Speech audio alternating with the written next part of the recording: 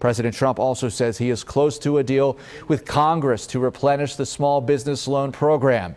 It has run out of money. We want to take care of our workers. We want to take care of our small businesses. They're really the engine of this country. We have to take, when we open, we want to have those small businesses ready to go. We don't want those businesses abandoned because they couldn't afford their employees. They couldn't take care. And I want to take care of those employees. The $450 billion in new stimulus money would fund small businesses, hospitals, and COVID-19 testing. I talked with one of Pennsylvania's senators who will have to vote on this if the deal is struck. Senator Bob Casey, thank you for taking the time to join us on a Sunday evening. First up, Senator, let's get right to it. The announcement of a $450 billion infusion to boost small loan programs that have simply run out of money. So, Senator, will that do the trick and fill the gaps?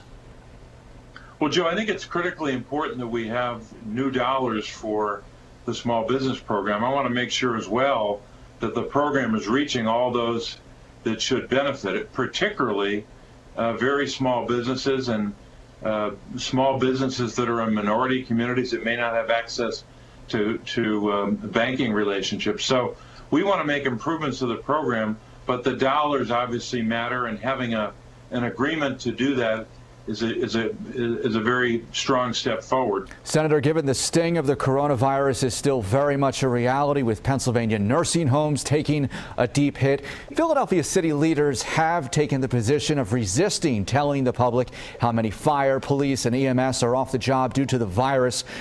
Couldn't the argument be those figures are part of the big picture in understanding the gravity of this illness?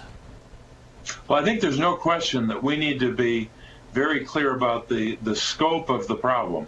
That's why the testing failure that has unfortunately gone on way too long, where all across the country, states are asking for more help with testing, communities are as well, that until you have a sense of the scope of the problem, you really can't tackle it.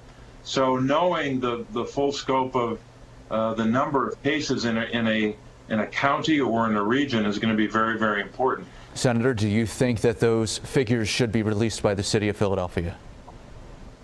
Well, I think transparency is going to be very important here. Knowing the full scope of the spread of the virus is going to be essential. Now, how that is done is a determination a city or a county has to make.